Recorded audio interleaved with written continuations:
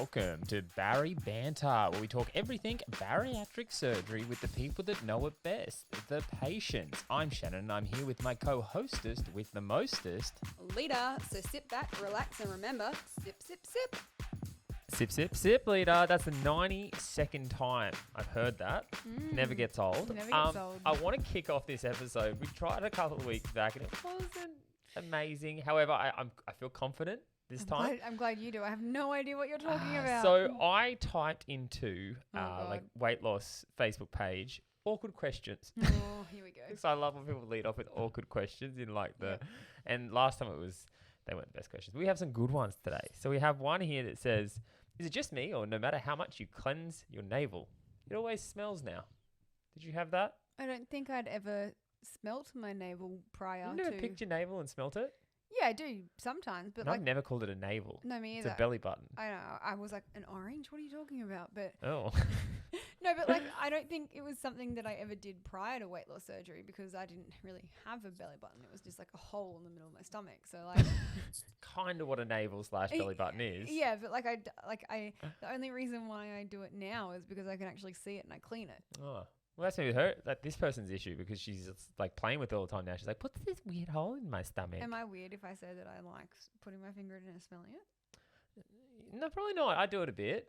I've done that. I'm not gonna lie. You know, I think it's one of those things we all do. It's not a regular no occurrence. judgment It's just here. kind of like No a, judgment. if you scratch your belly button on the inside, you pull your finger out and smell it. Well, that's the only hole you do it too.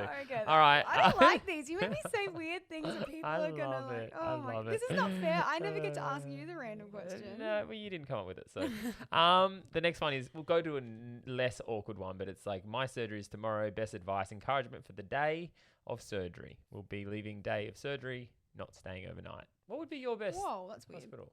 Anyway, Oh yeah, That's oh yeah, super true. Because they're weird. going in on the day, coming out on the day. It's like Yeah. day surgery. my advice: stay overnight.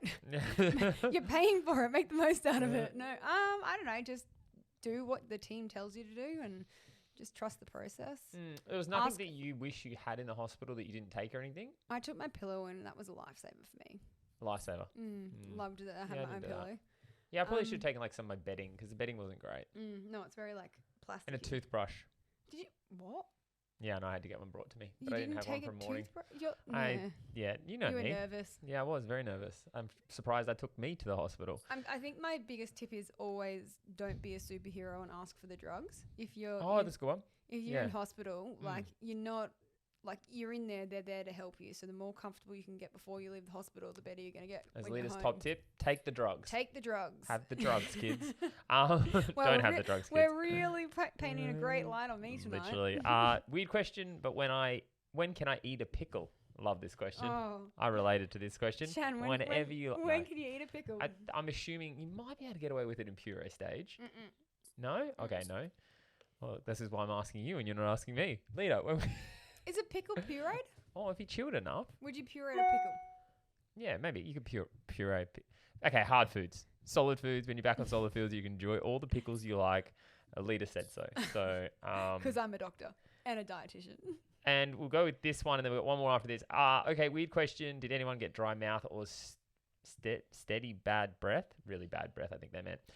After surgery. I'm a week post-op, and I feel embarrassed because my breath smells bad. And my mum says it's bad, but I brushed my teeth. Yeah, it's because you're in ketosis.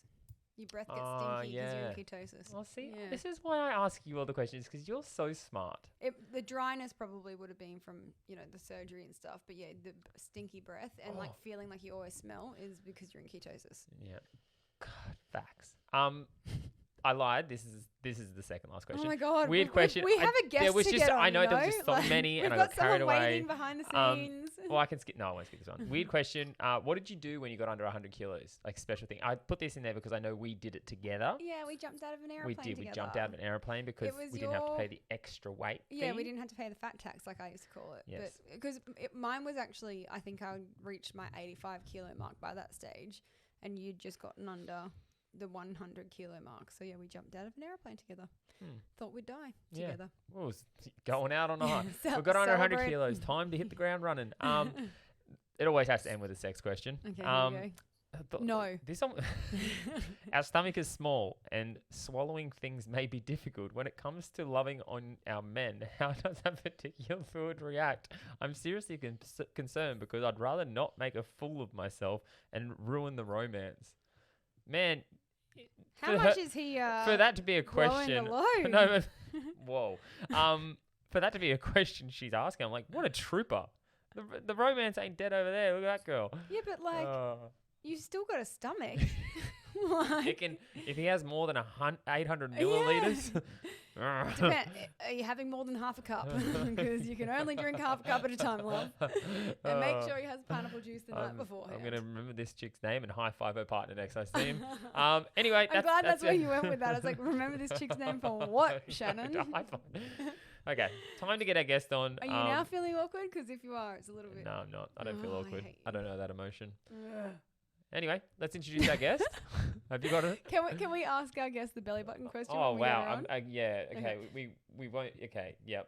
Not the question I thought you were going to ask. Today's guest had the bypass in 2017. She's lost over 80 kilos and has been able to maintain that loss for over 4 years. Recently, she went back under the knife to have her first round of plastics. Here to talk to us about her journey and all her successes, please welcome the positive, kind, accepting, and glowing Nat, also known as Natalie Rose Glows on Instagram. Hello. Hi, everyone. I'm so happy to be here. Thanks for having me on. I'm excited to chat with you guys. Well, the first question wasn't going to be this, but now it is. Do you put your finger in your belly button and smell it? It's a little bit weird right now because my belly button has just shrunk massively with plastic surgery. So I am keeping an eye on it. It's looking good at the moment. So it's healed finally. But yeah, when you're bigger, I just feel like you get like a lot of skin irritation and skin issues with your belly button, or at least I did. And if you've got like an apron as well. So I think it was certainly something that I kept an eye on. And if you did notice something funky, you had to treat it like ASAP. So yeah, funky belly button smells do happen. It's completely normal. But yeah, if it's not right, it smells quite bad and you're not sure how to tackle it, I definitely recommend seeing your GP. You came across like a belly button expert the way you said that then. It's actually ironic that you had that question because Nat's been going through a bit of issues with her belly button. And it was only like legit today I had to like confirm my age to look at your belly button today. So yeah, it didn't look good. Had some surgery complications, unfortunately, recently, just delving into plastics. But, you know, when it comes to plastic surgery, especially when you have lost as much weight as I have, or any bariatric patients for that matter, it does come with its risks. Well, we'll definitely swing around and re-enter the belly button scenario. But first of all, we want to get to know who you were. You know, when you reflect back to who you were prior to surgery, you know, what kind of thoughts come to mind about who you were before surgery? Yeah, well, I had been big my whole life. So ever since I was a chubby baby with all of those rolls down my arms and legs, they just never went away. As much as my family said, oh, you know, she'll grow out of it when she hits puberty and you get the growth spurt and everything. I'll grow out of the excess weight. But of course, it kind of compounds each year. So it doesn't really work like that. With interest. Yes, with interest. So it just kind of kept coming on every year. And I did get to a point when I was reaching 30, which is kind of like a big milestone for a lot of people to get to the age of 30. And I just thought, okay, I'm edging towards 160 kilos. I'm really not living my life. I had a lot of anxiety, social anxiety, even to the point of, I'd say, agoraphobia, in that I just didn't want to leave the house. You know, just I felt as though my body was too big for society. Like I just felt like a bit of a burden, and that it's tough when you're that big, because I do feel as though you do get ostracized from society a lot. Yep. And it's hard to make friends, and it's hard to get people to listen to you at work. People were very condescending and talked down towards me. So I was just experiencing a lot of challenges that made me internalize everything. And I was already introverted. So to have that kind of weight hanging over me, I mean, obviously you build it up over time and it is a bit of a protective barrier for you. But when it gets too much that you can't actually live your life, it kind of got to crunch time for me. Towards my 30th birthday, I'm like, okay, I've really got to do something about this. So that kind of led me towards a second bariatric procedure. So I'd actually already had another bariatric procedure when I was about 22. I had a lap band done and it didn't work. Didn't go too great? So I actually put on more weight after the lap band. And so, before my gastric bypass surgery, I had to have the lap band removed and then have the gastric bypass done. So did you have any fluid left in it, like with your band? Because obviously they can take all the fluid out. Is that kind of where you got to, or is there still fluid in it? That's a good question. I don't know. I was just like, get it out. Because like I had so many problems with textures. Like I couldn't eat salads. I just ended up eating a lot of slider foods, which, as you know, is not conducive to weight loss. So I had a lot of problems with that. And I thought, that was the end of the road for me. I was like, oh, well, I've had one, weight loss procedure. It didn't work. I guess it's never going to work for me. Yeah. And then I just started researching, and I was watching a lot of YouTube at the time and stumbled across a couple of YouTubers who'd mentioned the vertical sleeve gastrectomy. And that's when I was like, oh, what's this? Because I had no idea about it. And then looked into the gastric bypass, and I kind of just did a lot of research, joined all the Facebook groups, joined this amazing community, asked a lot of questions just to find out what would be right for me. So I wasn't living a good life. I was living a very much sheltered, introverted, anxious life. And I just knew I had to do something about it. So that's what led me to really get stuck into it with the gastric bypass. So much to unpack in that. Yeah, I was like, wow, you just go. A lot of things that you said I really related to, like especially like how people treat you. It's something I've constantly gone over, and I'm like, was it me that made people treat me differently, or do people treat me? But I do feel like appearance plays a big part in how people treat you, which is sad. It is a sad thing, but it's definitely a reality. Yeah. Do you feel? Well, it's really funny that we were talking about this, because yesterday I went and had a photo shoot done for my business profile, and I was there with a random guy who I'd never met before, and it turns out he was a personal trainer. But he was like, oh, like I've got this quirky personality because I've lost like 80 kilos through doing like personal training, blah, blah, blah. And I was like, oh, well, yeah, I've lost 60 kilos as well. And we got chatting, and he was like, oh, it totally makes sense. Like you've got this big bubbly personality, like and he goes, I don't mean to sound rude, but I feel like bigger people who used to be like overweight have these larger than life personalities, because you don't rely on your looks. You have to be a personality. And I was like, it's so funny, because Shannon and I have this conversation all the time, and it's kind of nice to know that it's not just us that thinks that. I always just thought like I was awesome, but I was like, all these other weight loss people are awesome too, and it's like we're just obviously all cool. Well, I just didn't want to be known as the fat girl in the room. I wanted to be known as the funny girl, or the outgoing girl. I always said like after I had weight loss surgery, I'll end up with a weight loss girl. Fact. Because they not only, physically they're attractive, but then, they have that personality to go along with it. Because I found like when I put myself out there in the dating world, girls that have never really gone through the whole weight thing were just coming across very shallow a little bit to me. I don't know. It was weird. Like, I don't know if I was like very like, I guess, biased towards the weight loss girls. Us weight loss girls. We're just so humble. Yeah, it is. I think that goes for everyone though, because I definitely experienced the same thing with dating. If people have never had a weight problem in their life, they can't fathom what it's like to be overweight, or an overweight person in society, or even overweight and dating.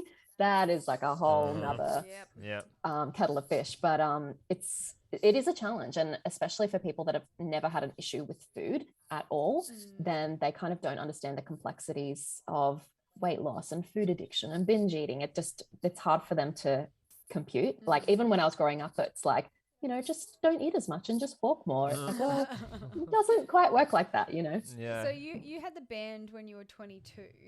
Prior to that, does that mean you've sort of struggled with your weight your whole life? Like, were you an overweight kid? Well, you said that before. She like was a roly-poly baby. You were a roly-poly baby and you never grew out of it. Is that like fact? Is that like you just never, you didn't lose it all and gain it all again? Or?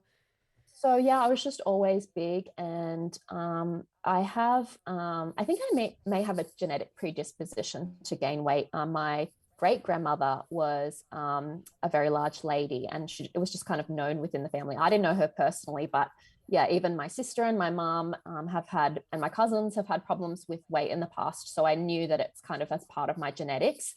And just my whole life just was always, the biggest kid in the class and all of that thing.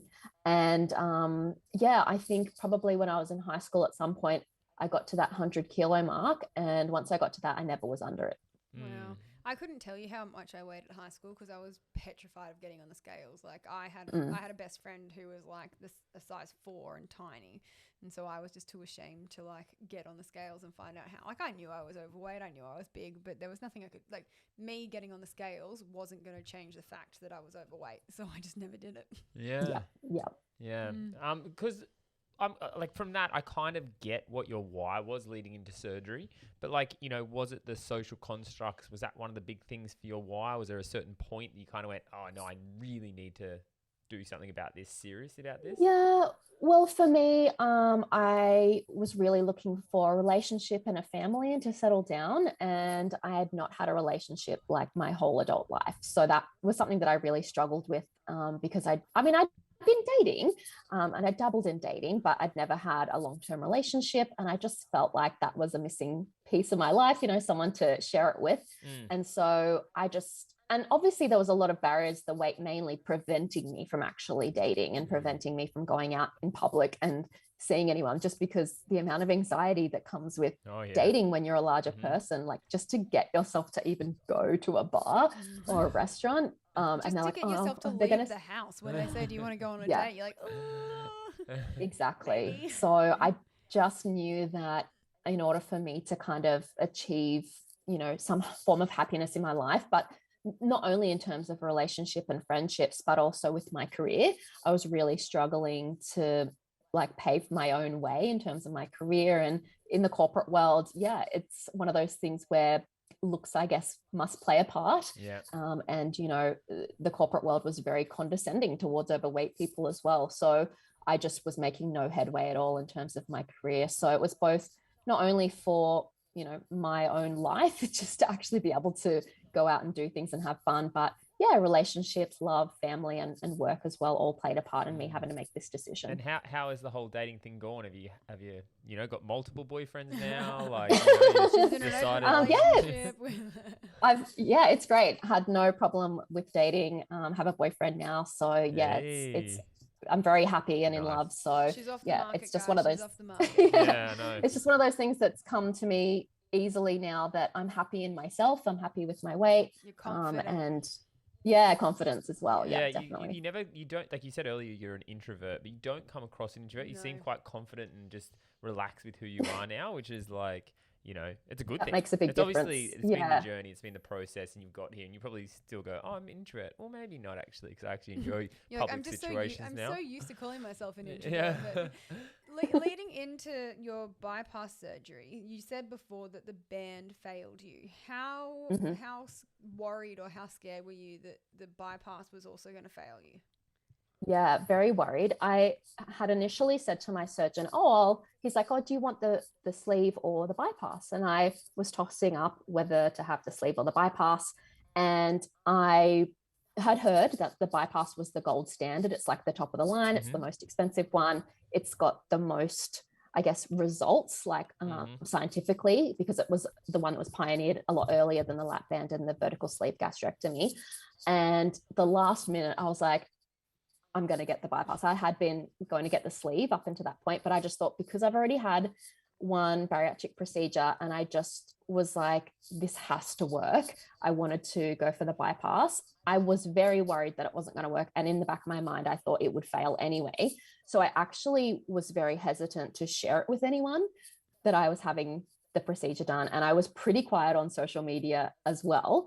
You know, I have my social media accounts on private and everything like that. And I didn't tell anyone because I was just like, what if it doesn't work? So I had a lot of anxiety going into it as well. How long did it take you to start telling people, like your family and stuff?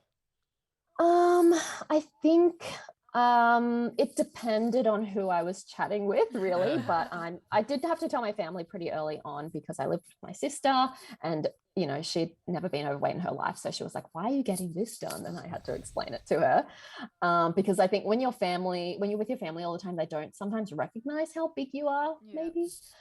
Then, yeah, over time, obviously, it got to a point where people were starting to say, geez, you've lost a lot of weight. What are you doing? Yeah. And some people I would tell, and other people, and it took me a while to actually be comfortable to say, oh, I had a gastric bypass. I can tell everyone now. Yeah. But at the time that I was losing weight, it was very challenging for me, because I feel like talking about weight and weight loss surgery to the general public who don't really understand weight issues, it can be a little bit triggering for anyone who has been overweight to talk about. And then the whole thing of like, oh, why? What is it? How does it work? Is it reversible? What happens if you, and they'll just ask you and bombard you with a million questions. So it was a little bit triggering, I think, sometimes to start talking about it initially.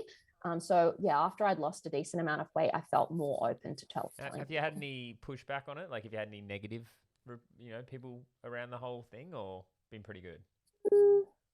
No, I think some people are just like, oh, what is a bypass and how does it work? And then I tell them the scientific stuff and they're like, okay, so you just lose a lot of weight. I was like, yeah, but that's just a little bit of it. You still have to do the work. Yeah. It's funny that you say that, because like when I was chatting yesterday to the photographer, and he was like, he was a personal trainer. So when I was like, oh, I've lost 60 kilos, and he was like, oh, cool. So you know exactly what I've gone through. And I was like, look, full disclosure, I had weight loss surgery. And he was like, he goes, who effing cares? You've still put in the same work. You go to the gym down the road. You've done this. You've done that. And he goes, I don't care if you've had surgery or not. And I was like, wow, I wish everybody had the same response as you. Like, coming from a personal trainer too, I was like, oh, he's probably going to judge me. But like, I was like, what? I'm never going to see this man again, so I don't really care. But like, I was just kind of like, oh wow, that was a pleasant surprise that he was actually so like, a lot of the personal trainers are like, oh, you should have just come to me as a PT and I would have been able to like make you lose all the weight. But he was like, he was so into it, and I was like, cool. I love that you just drop it like a grenade. Like, you pull the pin, you throw it in the room, and you're like, so what's the response going to be? I'm like, and you're like, yeah. Oh, you put the pin back in. I'm like, some okay. people are like, awkward. is it a cop-out, Yeah. Some people they think it's a cop-out, but like you said, it is a whole ton of work. And it's the same whether you're doing it without weight loss surgery. It's still eating the right amount of foods and exercising, and that consistency that helps you lose it over time. Yeah. How did the early stages go for you after surgery? Like the puree, all those fun ones? Bad. Yeah, I don't think they're even good is bad. Did you want to think about that for a second, or you were like, nah, it's just... I was so hungry. So I don't know if there's a difference between the reduction in hunger hormone for the bypass versus the sleeve, but I was just constantly hungry from the get-go. So for the first year, I just felt like I was starving. Like that hunger hormone for me, it never reduced. I just felt like, I just felt like, oh my God, it's not working for me. And it was so hard to have small portions, because with the bypass, you can eat a little bit more. And I was eating probably like a cup of food quite early on. And my dietitian's like, oh, you should cut back to half a cup. And then I was like, but I'm starving. So it was really tough. I did meal prep and tried to have smaller meals, but yeah, I was pretty slow to lose weight as well in the first year. And it's hard because all you do is compare yourself to other people on Instagram, and you're like, oh, they had their surgery on the same day as me and they've lost like twice as much. So yeah, the first year was really, really hard for me. And I just felt like, I would slip back into old food habits, and then I'd not exercise. And yeah, it wasn't until about a year out from surgery when I hadn't reached my goal weight yet. I was dying to get to 90 kilos. I don't know. I just feel like that's a real goal weight for a lot of people who have weight loss. Well, under 100, yeah. Yeah, under 100. Yeah. And I wasn't under 100, I don't think, which was like a stab in the heart, because I was like, oh God, I haven't got to my goal, and everyone else had. But I guess looking back, I did start a lot bigger. And yeah, I really had to change things up. And throughout the whole journey, I did a lot of research, but yeah, I just got more into walking, learned more about the hunger hormones, learned more about intermittent fasting, fermented foods. So probably a year out, I did change things up to get the wheels in motion again. You got a lot anybody listening to this, education is key, guys. Yeah. Well, you're almost 5 years out now. Yes. So like I'm listening and I'm taking everything on board, because you being a year further along than me, I'm like, she's going to teach me something. And so far you've had some great points. The thing I do want to touch on is ghrelin. No. The thing I want to touch on is your hunger. like, because I remember back in the early days, my brain was telling me hungry, but then I couldn't eat anything. Was yours actual hunger, or do you feel like it was a little bit of head hunger? Like your brain was going, I should be eating. Yeah, I think it's both. So head hunger is a massive one, especially because we have a lot of disordered eating issues and binge eating issues, or at least I did when I was overweight. So, I wanted to kind of try and work through that. But I don't know, like I hated seeing the dietitian. I was like, no, I'll learn on my own. I'm sure she probably could have given me a lot of tips, but I think not only was it head hunger, but the fact that you eat to satiate other emotional needs as well. Like when you're stressed, like I did a bit of stress eating today. Yeah. Work has been stressful, and food is such a coping mechanism for you when you're bigger. It's obviously the cause of your issues as well. But I think it's a lot of mental battles that we need to fight within ourselves during that first year. That's probably one of the biggest challenges. And fighting head hunger when you are legitimately hungry is a challenge as well. And then I think as well, seeing your surgeon, if you're finding that you are having that starving feeling, it can sometimes be an imbalance of stomach acid as well. And you could have GERD or acid reflux. For me, I actually did have a bit of acid reflux that was causing me to feel hungry. I ended up going back on the Somac, and that did help to reduce some of the stomach. Somac, it's a drug. Somac, it's a reflux drug. It's like I said Nexium. Soymac, and I'm like, that sounds nice. That sounds nice. So a bit of a mix. It'd be very interesting to find out, like, because obviously with the bypass, they don't actually cut your stomach out. They essentially do the sleeve, but leave it in there and then like reroute all the plumbing. So your ghrelin I know how doesn't. bypass works. I don't really. but like that's what I'm saying. Like your ghrelin isn't actually removed because they're not removing your stomach. So does that mean that people who do have the bypass actually still have the ghrelin hormone in there, so their hunger hormone isn't taken out? Well, the hormone, I actually have asked this question to Garth before, and he said, no, you get the same effects of the ghrelin. It ends up redeveloping in the intestine, like the small intestine, because the ghrelin isn't active. It's a hormone, so it's not active in that portion anymore, like early on. So he pretty much, you get the same effects. You shouldn't have the ghrelin. You shouldn't have the hunger because it's inactive when that happens, because it's not circulating through the stomach bile. And he did big words, and I was like, cool, doesn't work. Awesome, that works. So obviously losing like 80 kilos, crazy by the way. Skins would have been a thing for you, I'm assuming. Have you gone down the skin line? What have you done? What's the processes? Yeah. So with any massive amount of weight loss, I did have a lot of leftover skin. I mainly carried my weight on my tummy, hips and thighs. I guess pear-shaped, I suppose you'd call it. So I did have a big saggy apron left over, that kind of tummy skin hanging over. And my thighs and arms, and I had no breast tissue left either. So I recently underwent skin removal surgery and a breast augmentation. So with the skin removal, I had a 360 body lift. So that is removal of the skin, not only on the front of the tummy, but my back as well. I had a really big butt when I was overweight. So I had 2 kilos removed off the back and 2 kilos removed off the front. And I also had a breast augmentation. Wow. Shannon's face whenever you talk about plastics, I can't it do gets skins. I can't do it. Like even today when I was looking through your Insta, I just can't do skins. Like I think that's why I personally can't do it, because it's just like it's so graphic. And like then when I was thinking about it, and like you're talking about 360, in my head I was just imagining they just grabbed you by like the shoulders and just went just take off a few of these spare tires. That'd be great. I think of when you say 360, like the cartoons when they're like they kind of like rip themselves and you just see the spine, like bone come through, and they're just like hollow in the middle. That's all I think of. I'm like, graphic. And I don't think that went that deep, but No. Well, you hope not. How did everything go? Like, was it all pretty straightforward? Or? So for me, sadly, I did have some complications. So about a week post-op, I was still in a lot of pain. And I had my nurse appointment about 1 week post-op, and I just expressed that I was starting to get quite a lot of pain along my front incision. And when I was in hospital, I was in a lot of pain as well.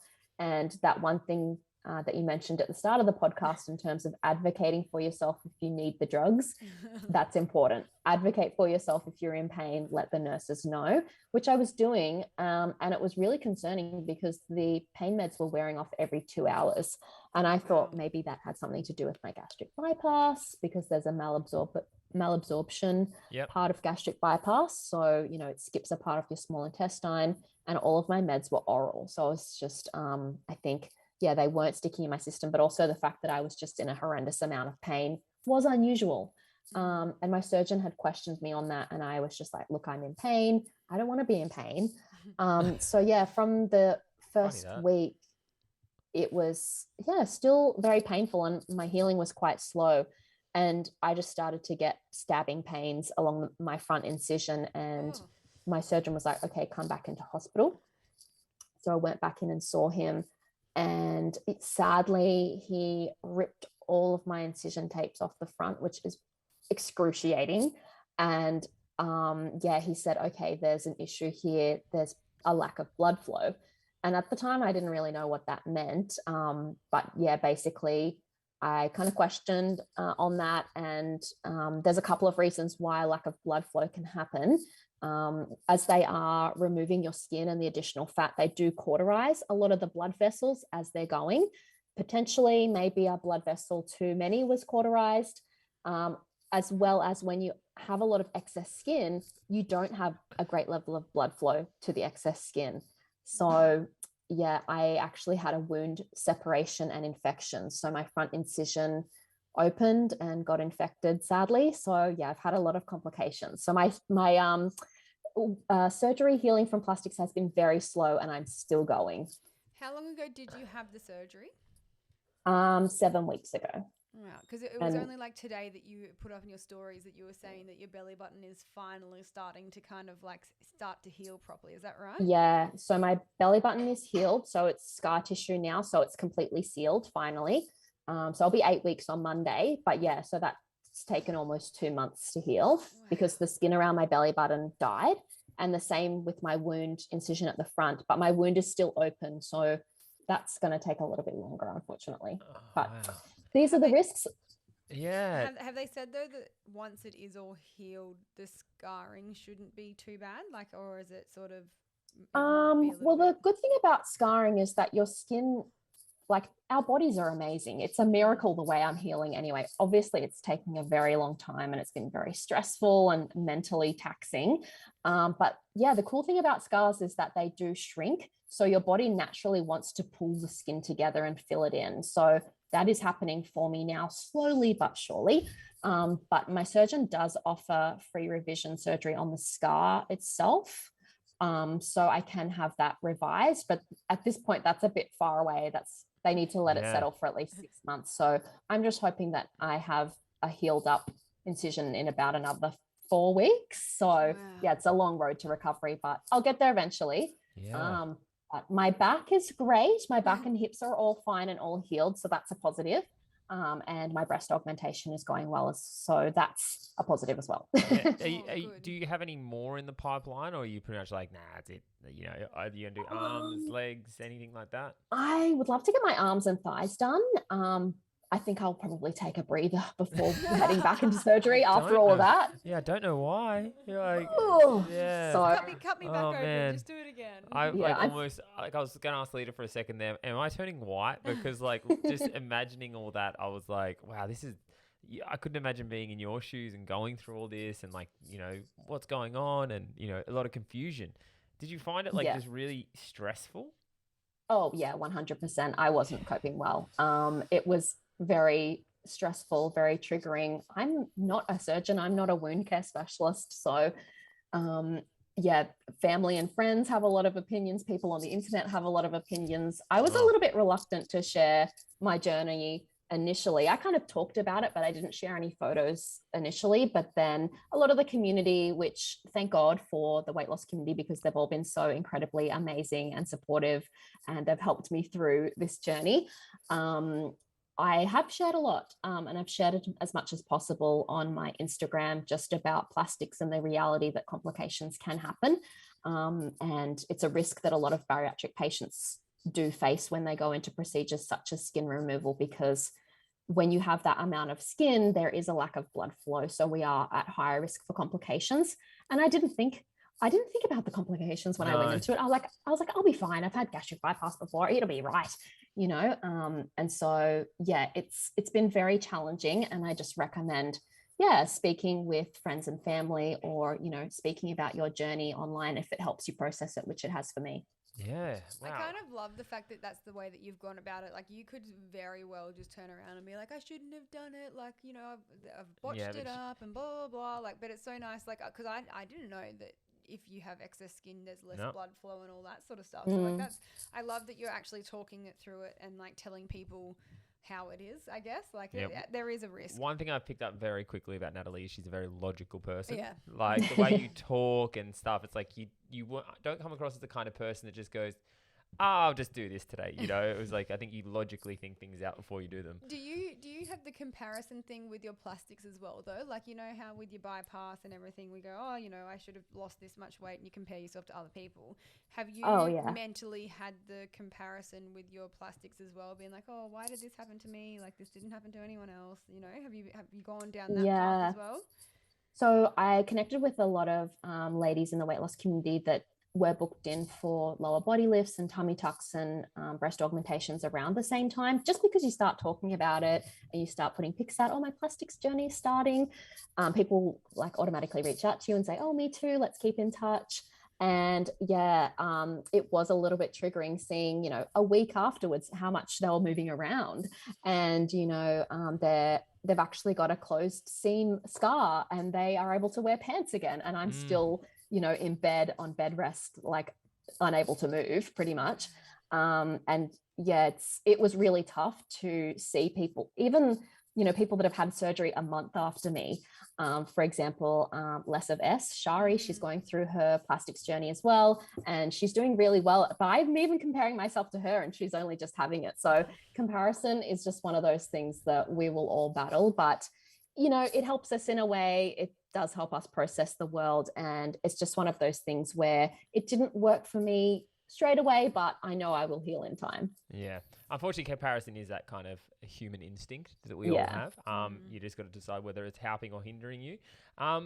You know, with your body and stuff now, like, was body dysmorphia a kind of thing for you? Did you feel like when you lost the weight, you felt better or worse about yourself? Like, how has the body image side of things been for you mentally? Yeah, it's funny you say that, because when I was bigger, I didn't realize how big I actually was, because I was still a functioning member of society, right? It didn't prevent me from going to work every day. Obviously, you know, you have troubles trying to fit into the train seats on your commute to work and things like that. But I guess I never really understood, I guess, how big I was. Even though I was like a size 26, I just still tried to get on with my day. You kind of push it down. And then as I was losing weight, I just didn't feel like I was changing at all, because it's kind of so slow and gradual. I felt like my brain wasn't catching up to my body. And the only time that I started to recognize that, oh, geez, I do look a bit smaller, was when I saw my reflection in shop windows. Like, you know, they're a little bit shadowy, a little bit darker. I would walk home from work in the evenings and I'd start to see my shadow. I'm like, oh, I think I am looking a bit slimmer. But when I was at home and I'd have a shower and I'd look down at my body, like my tummy and my thighs, I was like, oh no, I'm still big.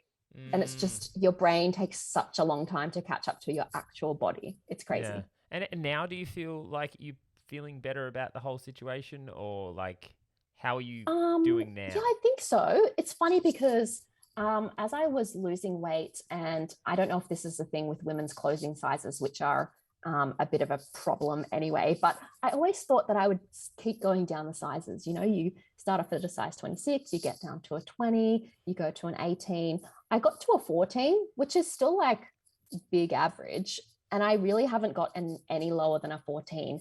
And it wasn't until I realized, you know, my bra that goes around my ribs, that's a 14. I actually am big boned.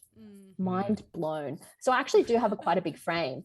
And so that was a bit of something to get my head around as well, is that, oh my God, clothing sizes are on body frames as well as sizes that go out. So that was something that I had to wrap my head around as well, as crazy as it sounds. It's funny because I actually put a thing on my story this morning about the clothes that I'm wearing today, and the top that I was wearing was a size 8 and the shorts that I was wearing was a size 14. Bought on exactly the same day. Like I bought them yesterday at the shops, but it just goes to show that like clothing sizes are such a bad thing to go off as well. Yeah. Like, yes, they are made for a certain size, but like it just depends on where you are. Yeah, especially Like, in it's girls' just clothes. So bad. It's so weird in girls' Yeah. clothes. Guys are pretty like, you know, small, medium, large. I'll differ between a medium and a large, like sometimes, but not like girls. You Like, guys have numbers. Especially all over when the I was place. overweight Yeah. as well, I would always try and squeeze into a 14. Like I had such bad like denial that I was 16 tops. I was never anything bigger. Clearly was. But then for me to walk into a shop yesterday, like the shop that I went into, I always knew that I was going to have to size up, you know, a size.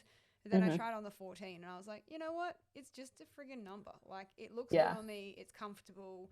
It's just a number. Like it's just, but it plays so much with It is. Like this process is a lot about like, you know, the fear of failing, and like that plays a part in like how you perceive things. Like we're going through a lot through insecurities and doubts and stuff, and it makes us do weird stuff. Like our brains are a very powerful thing, but when they're working against you, they can definitely make things a lot harder. For you, you know, your recipe for success. What are you kind of what goes into that for you? What has been a big thing pushing you to be as successful as you have been? Yeah, well, I think one of my biggest tips, especially now that I am trying to maintain my weight, and I have been maintaining it for a few years now, is eating the foods that help you lose weight will help you keep it off.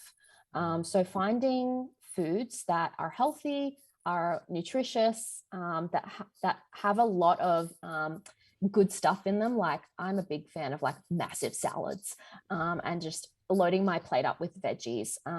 It's really part of the learning experience is learning your new tastes, discovering new ways of cooking things healthy or healthy alternatives to maybe meals that you would have eaten in a past life, you know, big carb loaded or fatty, oily foods. You can make those foods again, but just change them up to be a little bit more healthier, you know, whether that's switching pasta to zucchini noodles, for example, just making those changes and educating yourself around, you know, what is actually in the food that you're consuming, because as part of the learning journey of weight loss is finding out what is a calorie, you know, what does it mean calories burned in and out. I think not only in terms of learning new foods, you'll learn about consistency. So consistency in terms of developing good habits so that they just become so ingrained in your day of life that you don't have to think about it. I remember when I was bigger, you know, the hardest thing is just putting on your joggers and going for a walk. Like the mental battle and mental hurdles that you put on yourself just for going for a walk can be so tough. Even if you fall off the wagon and you stop exercising for a month, I know how hard it is to get back into that. So just keeping those things as a habit where you don't have to think about it. Like, you know, you're going to go for a walk or a run in the morning. It's just part of your routine now. So if you can set some good habits and keep it consistent, it's just going to serve you so well in the long term, not just for your weight loss journey, but for your life ongoing. And, you know, if you're exercising and you're keeping that level of fitness, then if your friends want to go for a mountain hike, it's not a problem anymore. You know, you're like, oh, I can do that. You know, it's easy. So yeah, not only food and finding healthy alternatives, but also just consistency, whether that's eating healthy and exercising. I know it sounds so simple, but just trying to create a habit. So honestly, every day in my story, I put things like, you saying that, I'm like, okay, I'm on the right track because she's further along than me. She's done very well. Because like I'm the same. Like literally this morning, I said the recipe to success after weight loss surgery is education, nutrition, physical activity, and you know, your own self-worth and how you perceive yourself. Because that plays a big part. Because if you have that self-sabotage mentality, that's gonna obviously hinder you. And you saying everything you say, I was like, yep, tick, tick, tick, tick, tick. I'm easy as much as it plays into it. Every time I say it, I'm like, God, I sound like one of those irritating people that used to say to me, why don't you just eat healthy and exercise? And it's so funny that back then I struggled with it, but now because I've done it slowly, like over this whole process and had the assistance of the tool, I've been able to kind of navigate it better, you know, and put little habits in place and slowly do it, where before I was trying to just go, today I eat chicken and rice, you know, where now I'm kind of like going, okay, let's kind of understand this and this and this. So yeah, I love it. I think it's amazing. It's important. I was just going to say around that part around self-care or confidence, I think that shift in mindset of being kinder to yourself always helps. And a lot of positive affirmations and using positive language can really shift maybe your internal attitude that you have about yourself. Because I know when I was bigger, I had a lot of negative self-talk in my mind and, oh, I can't do that. I'm not a fit person. Oh, I'm not a healthy person. But if you can just shift that and say, oh, I am a healthy person. I'm a fit person. I'm a motivated person. I'm feeling good today. I'm feeling energetic. Let's do this. It does have a real shift in your overall attitude and can help you kind of achieve your goals if you start talking to yourself a little bit kinder as well. That's it. And I was going to say as well on top of that, because that was pretty much what I was going to say as well, but like it's kind of like you don't need to wake up one morning and go, I'm going to run a marathon today. Like, no, start by doing a walk around the block and then like build it up from there. Or a walk down the street. We're not going to wake up one day and then all of a sudden be able to do all the things that we've always thought, you know, are health. You know, it takes time. Like it takes years to build all these habits. So as you just said, like, talk to yourself kindly and just take one step at a time. Like it is. And the big quote that I've used multiple times is, whether you say you can or you can't, you're right. You know, if you tell yourself you can't do something, you're not going to be able to do it. But if you say, yes, I deserve this, or I need to do this, or this is for me, and I'm going to be successful, and positive mindset is always going to achieve more than a negative mindset. So, you know, it plays a huge part, like how you talk to yourself, huge part. Is there anything you wish you knew before surgery that would have come in handy throughout this process? I think in terms of the overall mental battle that you will face is just knowing that it does get better and it does get easier over time.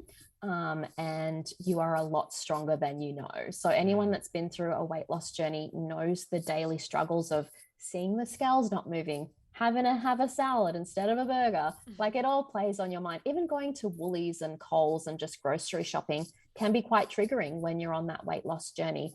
And just know that all of those feelings and thoughts are completely normal, and you're not alone. So I think as much as it is a tough mental journey throughout the whole, I guess, weight loss part of it and beyond, I think it's something that will get easier over time. You'll learn new things, keep educating yourself and stay connected with the weight loss community, because that's what's really helped me going throughout all these years. And just seeing everyone talk on their stories each day on Instagram, it does inspire me and motivate me, even when I'm having a tough day and I don't want to get out of bed and go for a walk. You know, I'll see someone else doing it, I'm like, oh yeah, okay, I think I'll go. So really staying connected with the community has helped me as well. Yeah, that accountability factor does play a part, doesn't it? Like, I've found that with Insta. Like, I went away for a bit, and the accountability, like, you know, people being like, oh, what, you know, they may not say it, but you think they will. So then you do it. You know, it's the accountability. It's what it's all about. I was actually thinking about that this morning when I was hanging out the washing, because it was finally sunny and I could actually hang the washing out. But I was like, my stories must be so boring, because it's literally like, go for a run, take a photo of what I'm doing for the day. Next thing is dinner for the night.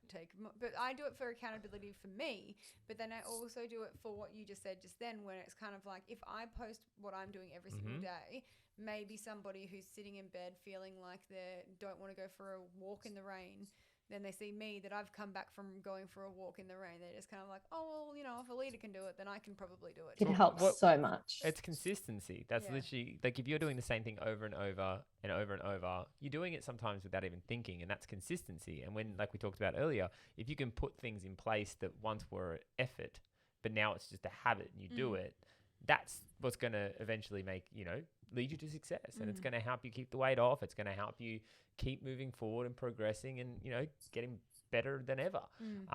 Natalie, for you, let's do a shout out. Where, because like, you're a wealth of knowledge.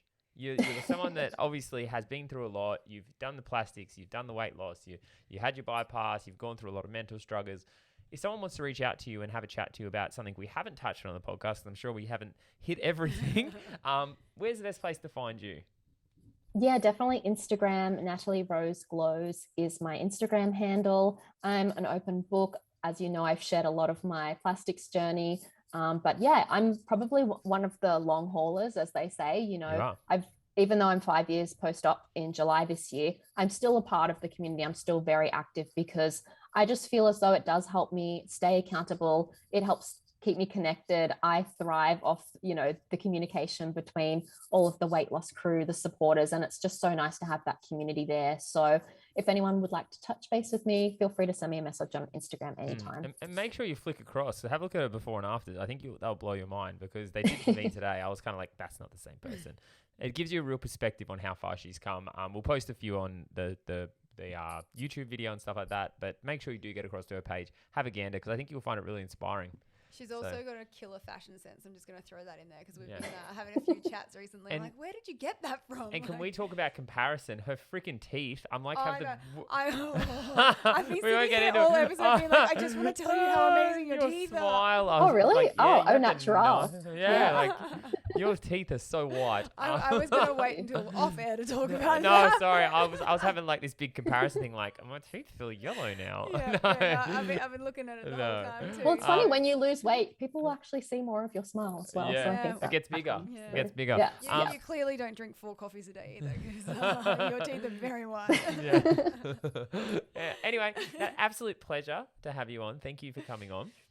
Oh, thank you so much for having me. It's been lovely chatting with you both. Thank you. Yeah, I got to know a little bit more about you. It's been amazing. Guys, we are coming up to our 2-year episode, and we are looking to do a giveaway as well. So make sure you keep your ears peeled for that. We want to say a massive thank you to our Patreons. Always appreciate grateful. Them. Yeah, I was going to say always a pleasure. I'm like, God, That's Shannon, not words. the right words. It doesn't even work. Same but different. It's 20 to 8. It's 20 minutes to our bedtime. I've used a lot of words. I know words. But guys, absolute pleasure to have Natalie on. Absolute pleasure to have Alita. And guys, I hope you enjoyed this episode. Make sure you reach out to Natalie. And that is another episode of Bari Banter. Well, yes, that is another episode of Bari Banter in the books. We hope you got a little something from that one. Head on over to Facebook or Instagram and check us out, or go to baribanter.com where you can watch past episodes, give us feedback, and let us know who you want to hear from next. We love you all, and as always, please stay beautiful.